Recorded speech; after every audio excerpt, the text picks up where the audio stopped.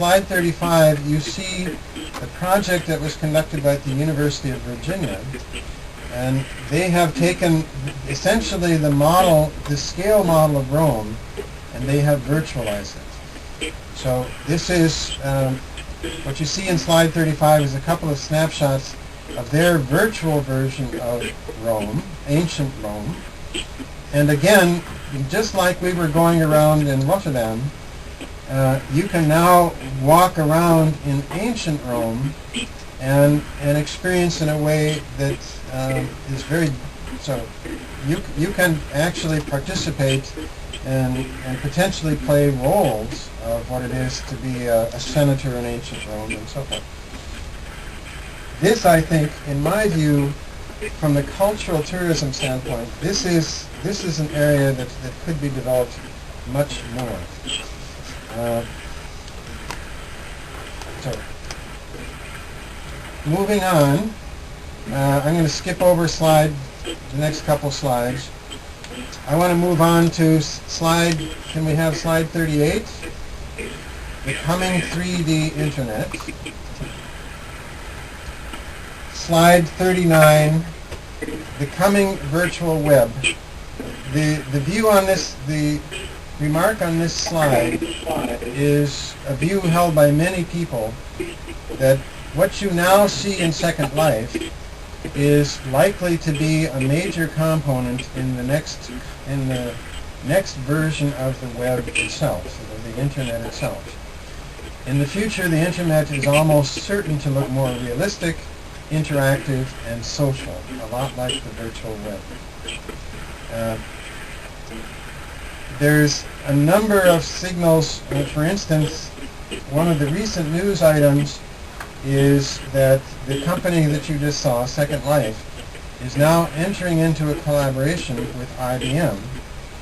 Second Life is a rather small company, maybe only 100 people. IBM, of course, is a huge company with immense resources. And they are teaming together to make a standard, a proposed standard for how avatars would operate on the 3D Internet. So instead of having one host, one service provider, which is Second Life, each company could have separate virtual worlds, and you could move from one to another.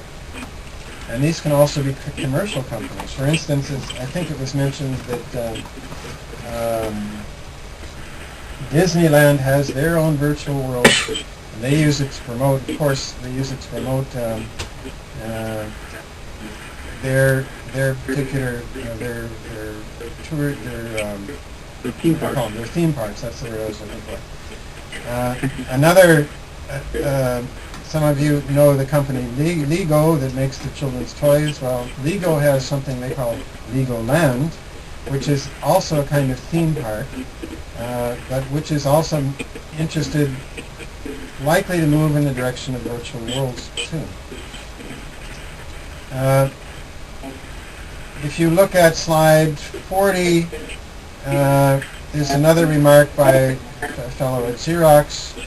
The Internet of the future will look more and more like the three-dimensional virtual worlds. There's a number of observers that are coming to similar conclusions.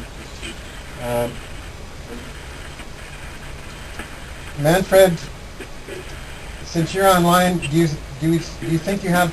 Can you show you had a little demo of photosynth?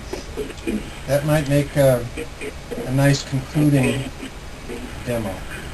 Okay. Do you think you can do that one? Yeah. Let me just. Steve, on the time, are we okay for another few minutes? Yeah, I think so. Okay.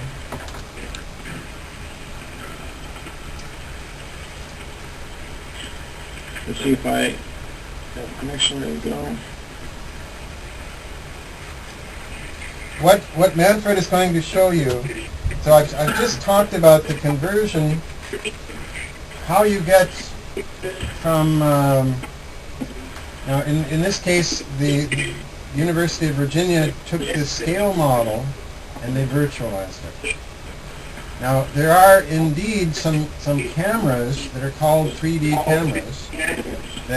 There's 3 or 4 different competing technologies right now that facilitate this process of converting an actual, photographs of a real object and converting it into 3D objects.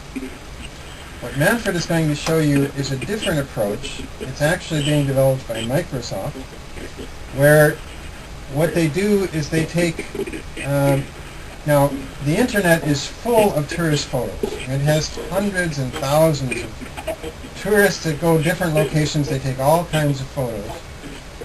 And what Photosynth is able to do is take a collection of photos. Imagine, for instance, a favorite is to look at the cathedral in Paris, the Cathedral of Notre Dame.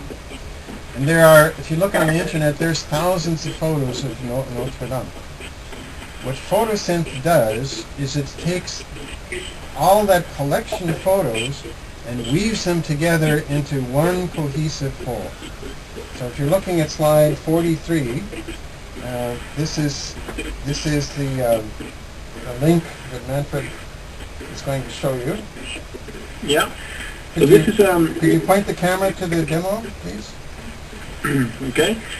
So this is an example of the Piazza San Marco in Italy, where they took a collection of photos that people made about this piazza. Tourists made this and put it on the internet. They've taken the collection, weaved the photos together, and this is a demonstration of how that would work. Now, I'll just fly around it for a little bit. That's the piazza. It goes quickly, but you'll see, you'll get an impression.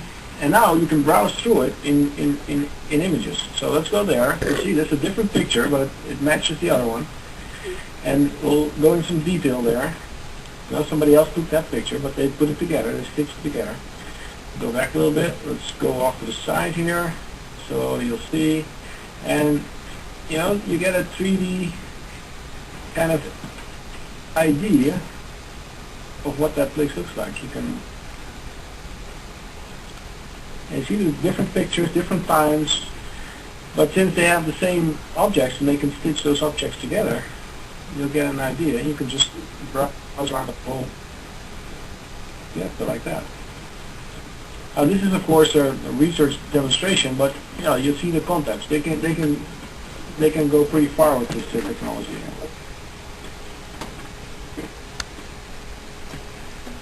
It actually has it. Mm-hmm. So you can get some more Search detail on there. Photosynth, there's no right there. Okay. So here's some detail of the piazza.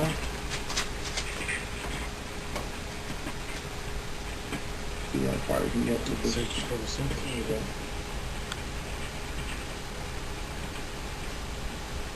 So then from images you can create this 3D environment that's actually pretty realistic.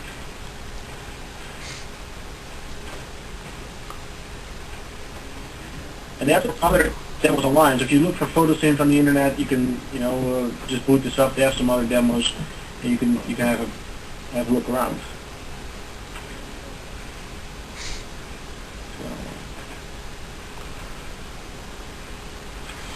So yeah, that's Photosynth. Well, I think we're just about out of time. It's up to you, Steve. Do you want to take any questions or? Well, I think we can have just a few questions. I think he's left us with quite a lot to talk out and see. The other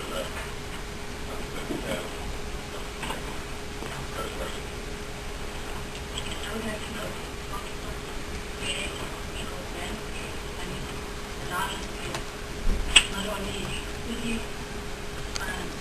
Is it perhaps possible that the speaker could come forward?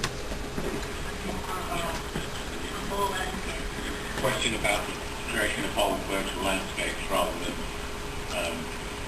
smaller areas of cities that we've seen. I can just barely hear Steve. So, The mic is here. Oh, they are right now. where you can. Right, okay. Good.